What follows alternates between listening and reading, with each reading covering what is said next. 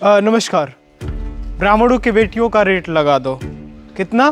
15 लाख, 20 लाख, 21 लाख, 17 लाख, 16 लाख, 10 लाख, 8 लाख, 7 लाख, जितना जिससे संभव है लगा रहे हैं लोग। रेट लगा दिए हैं, खरीदना चाहते हैं। उससे भी अगर पेट नहीं भरता तो फिर किसी तरह से बस में करने की प्रक्रिया जितनी भी है, साम दाम दंड भेद, वो सब अपनाना है। उसके बाद भी पेट नहीं भरता तो फिर और सामाजिक शोषण, बलात्कार और तमाम तरह की चीज़ें करनी हैं। ब्राह्मणों की बेटियां इसलिए खतरे में नहीं है क्योंकि वो ब्राह्मण हैं, और उनकी बेटियां ब्राह्मणों की बेटी हैं, इसलिए वो खतरे में नहीं है। उनका चाहे जितना शोषण हो, कोई दिक्कत नहीं है। उनके साथ किसी भी प्रकार की कोई आपत्तिजनक बात हो, टिप्पणी हो, उन पर अभद्र टिप्पणी हो, उनके परिवार को कुछ कहा जाए, उनको कुछ कहा जाए, कोई दिक्कत नहीं है। वो तो बनी ही इसीलिए है क्योंकि उनके पिता ने या उनके दादा ने या उनके पुरखों ने कथित तौर पर किसी सामाजिक व्यवस्था को बनाया और उसका शोषण किया।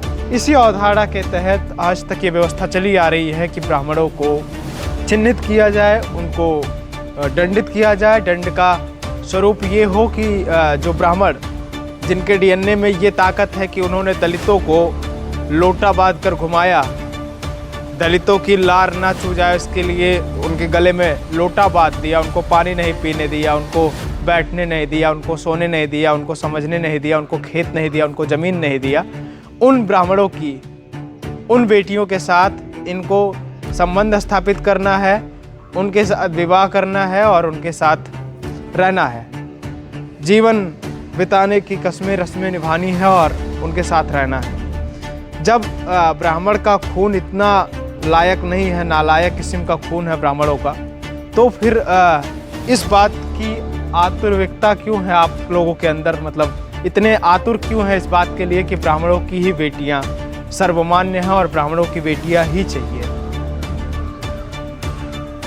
जब ब्राह्मणों का डीएनए भाई ब्राह्मणों की बेटियों में ही है, वो जो डीएनए, जिस डीएनए की बात हो रही है, जिस डीएनए ने इतना सामाजिक शोषण किया, घंटा बांध कर घुमाया, तुमको गधों की तरह चलने नहीं दिया, पानी नहीं पीने दिया आज तक, और तुम्हें जिंदगी भर मलाई काटनी है, तुमको नेता बनना है, तुम्हें नेता बनाया। जिस ब्राह्मण शब्द ने अगर ये ब्राह्मण शब्द हटा दिया जाए इस धरती से तो कईयों सौ नेताओं की राजनीति की जो ये पटकथा है ये बंद हो जाएगी और कईयों सारे आईएएस बनना बंद हो जाएंगे। मैं बड़े निष्पक्षता के साथ आपसे ये सरस हृदय से, आपके सरस मस्तिष्क से मैं ये जानने की कोशिश कर रहा हूँ कि आप मुझे बताइए किस पद पर है ब्राह्मण? राष्ट्रपति ब्राह्मण है, पिछला राष्ट्रपति ब्राह्मण था, उससे पिछला ब्राह्मण था, या उससे पिछला ब्राह्मण था, या उससे पिछला ब्राह्मण था, या पहला ब्राह्मण था? कौन सा राष्ट्रपति ब्राह्मण है? उसके बाद आप प्रधानमंत्री पे आ जाइए, दूसरा सबसे बड़ा पद। कौन सा प्रधानमंत्री ब्राह्मण है? पिछला ब्राह्मण था, उससे पिछला ब्राह्मण था, उससे पिछला ब्राह्मण था। अटल बिहारी ब्राह्मण थे? ठीक है। उससे पिछला क्या था? उससे पिछला क्या था? उससे पिछला क्या था? आप सुप्रीम कोर्ट के जजेस पे आ जाइए, मुख्य न्यायाधीश ब्राह्मण हैं अभी जो हैं, उससे पहले और भी जो संवैधानिक पद हैं, देश के 10 बड़े पद बताइए आप। गृह मंत्री ब्राह्मण है, रक्षा मंत्री ब्राह्मण है, वित्त मंत्री ब्राह्मण है, कौन ब्राह्मण है बताइए ना। सारा सामाजिक शोषण अगर ब्राह्मणों ने किया है तो कौन से प्रदेश का मुख्यमंत्री ब्राह्मण है? मध्य प्रदेश का मुख्यमंत्री ब्राह्मण है, उत्तर प्रदेश का मुख्यमंत्री ब्राह्मण है,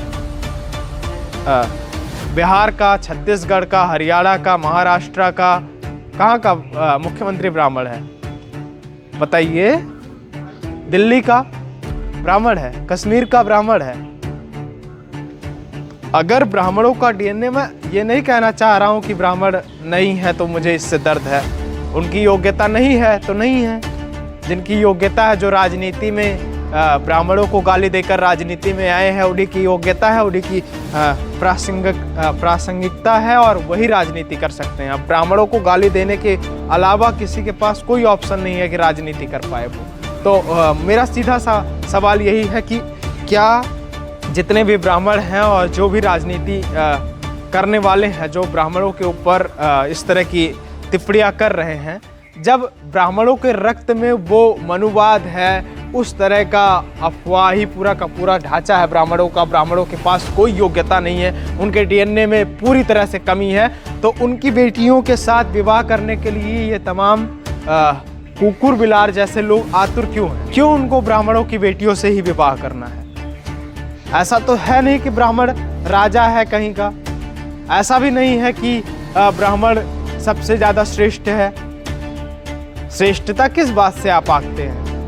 धन, संपदा, ताकत, शौर्यता, इसी से ना आंकते हैं। तो शौर्य तो हरिजन जाति के लोग हैं, शौर्य तो क्षत्रियों के पास है, शौर्य तो कुर्मियों के पास है, शौर्य तो कुशवाहों के पास है, शौर्य तो यादवों के पास है, शौर्य तो डोमों के पास है, शौर्य तो बासखोर, जातखोर, वनवंशा और तमाम जो जातियां हैं छोटी छोटी, सबके पास शौर्य है। तो ब्राह्मणों के अंदर ऐसा क्या है कि जिन सबको ब्राह्मणों की बेटियों से शादी करनी है?